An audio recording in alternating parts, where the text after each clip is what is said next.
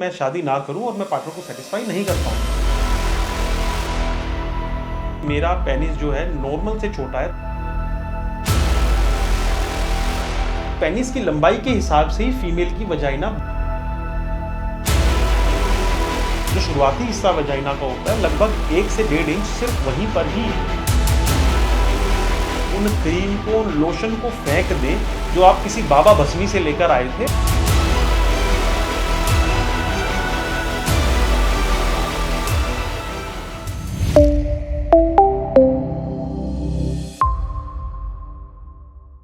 क्या आपको भी लगता है कि आपके लिंग की लंबाई छोटी है और आप बहुत घबराते हैं कि मैं अपने पार्टनर को कैसे सेटिस्फाई कर पाऊंगा, क्या मेरी शादी टिक भी पाएगी या नहीं टिक पाएगी?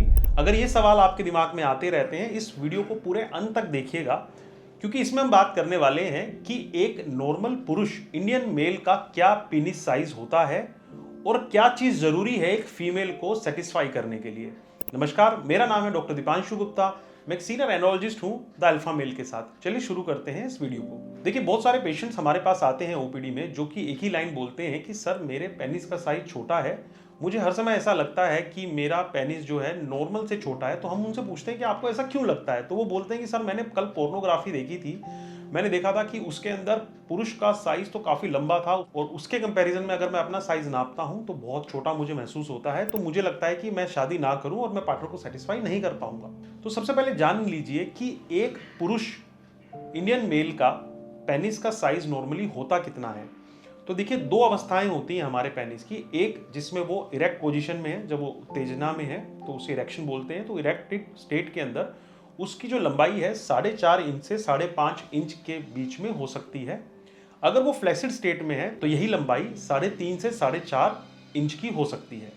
तो ये एक नॉर्मल लेंथ है जो कि अगर आप इस रेंज में हैं तो वो बिल्कुल नॉर्मल है, उसमें कोई डरने वाली बात नहीं है। अब बात आती है कि इसको कैसे हम मेजर करें। देखिए, फ्लैसिड पेनिस को, जब पेनिस आपका बैठा हुआ है, उसको मेजर करने की कोई बहुत ज़्यादा आवश्यकता नहीं है, क्योंकि उसका कोई मतलब ही नहीं है उसको चेक करने का। क्योंकि पेनिस की लंबाई चेक तो सिर्फ इरेक्शन के टाइम पे ही करनी चाहिए, और इरेक्शन के टाइम पे भी जब आपका पेनिस पूरा इरेक्ट है तो उसको बिल्कुल सीधा पकड़ेंगे और एक स्केल को उसके साथ में रखेंगे। बहुत सारे पेशेंट्स, उनके प्यूबिक फैट, उनके जो फैट होता है वो उसकी वजह से वो उसका साइज कम नाप लेते हैं। देखिए, हमेशा पेनिस की जो लंबाई है वो प्यूबिक फैट को घटाकर नापी जाती है, तो इस चीज़ का ध्यान रखिए। और अगर आपको नापने में, बहुत सारे लोग खुद से नापने की कोशिश करते हैं तो जिससे कि वो अच्छे से देख नहीं पाते हैं। अगर आपको वाकई में नापना है तो अपने पार्टनर को भी आप बोल सकते हैं कि पेनिस की लंबाई को नाप के आपको बताएं। सबसे इंपॉर्टेंट चीज़ ये है कि इस पेनिस की लंबाई के हिसाब से ही फीमेल की वजाइना बनी हुई है। उनकी वजाइना भी इतनी ही गहरी होती है जिससे कि आप दोनों के कॉम्बिनेशन से बिल्कुल वो चीज़ें फिट हो जाएंगी। उनकी वजाइना की डेप्थ भी लगभग इतनी होती है, 4.5 से 5.5 इंच के अराउंड।